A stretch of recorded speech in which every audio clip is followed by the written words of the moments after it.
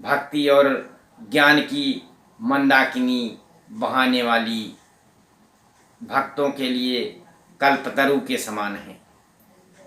सकाम भक्त जिनके सेवन से मनोवांछित फल जो भी अभिलाषा होती है वो उनकी पूरी करती हैं। उनके भक्त परम दुर्लभ मोक्ष को प्राप्त कर कृतार्थ हो जाते हैं। राजा सुरथ ने महारथी मेषा से कहा था कि महाराज, आप उन्हीं भगवती परमेश्वरी का शरण लीजिए जो आराधना करने से प्रसन्न होकर मनुष्यों को स्वर्ग भोग मोक्ष प्रदान करती हैं।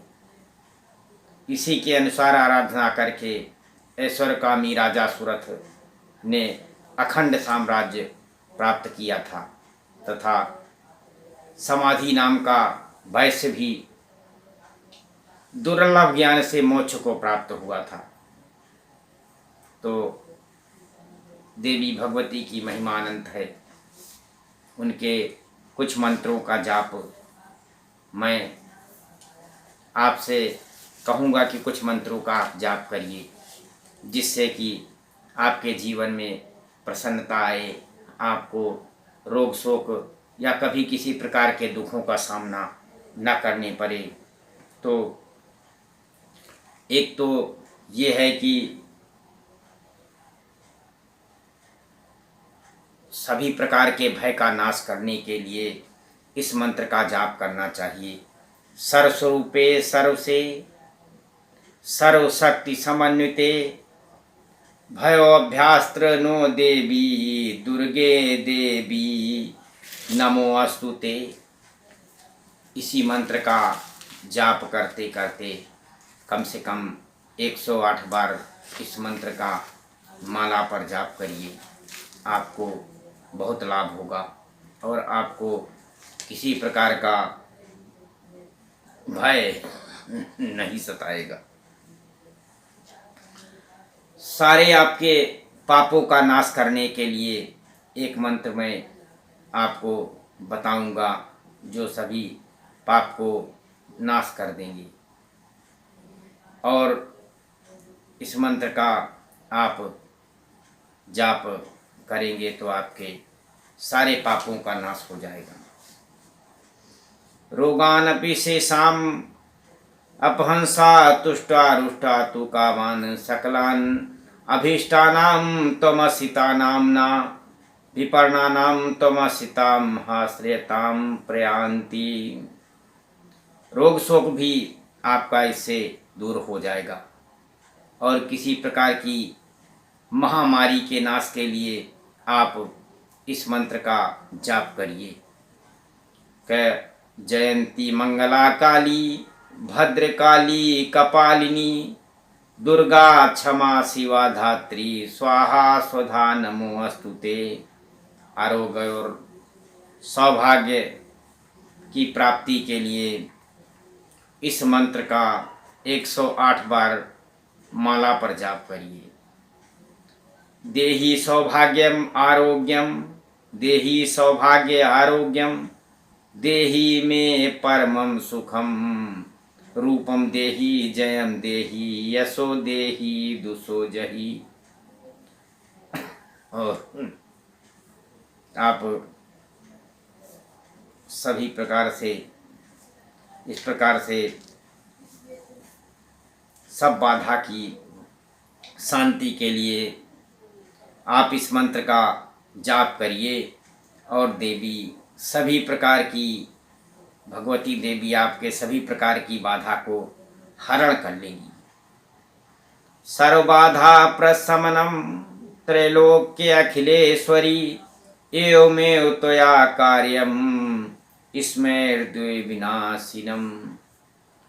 आपको मंत्र का भाव समझ में आए या ना आए, लेकिन फिर भी आपका सब कष्ट दुख और व्याधा सब दूर हो जाएगी। ये भगवती की कृपा होती है और इसमें किसी प्रकार का मन में संशय लाने की आवश्यकता नहीं है।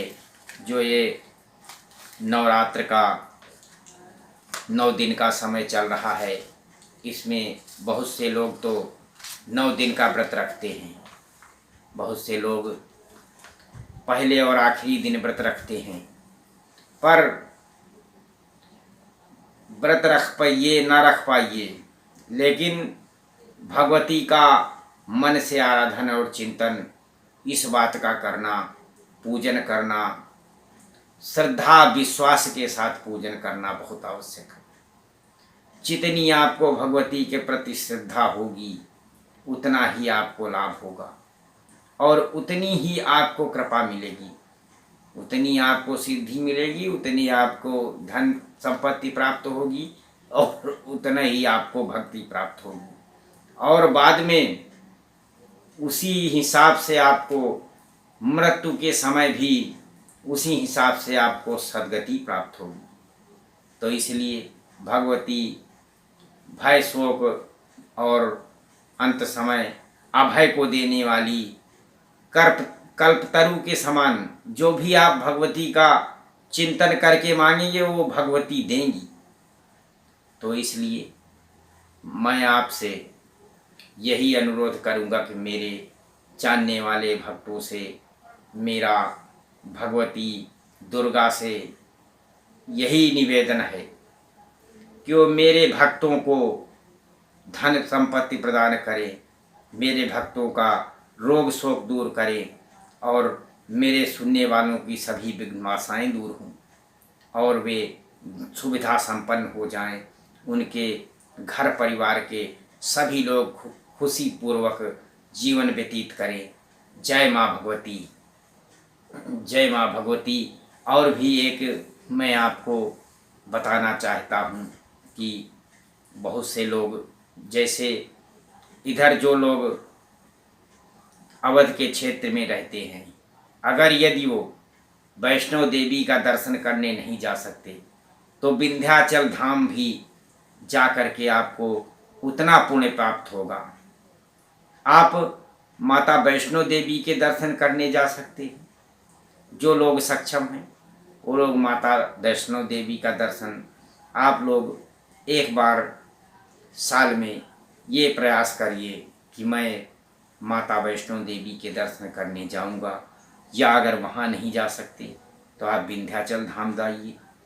जिन लोगों के लिए जो नज़दीक पड़े वहाँ जाएं, देवी को आपको दोनों जगह उतनी ही कृपा मिलेगी।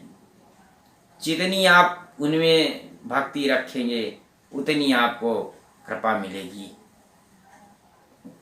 जय माँ विंध्यवासिनी।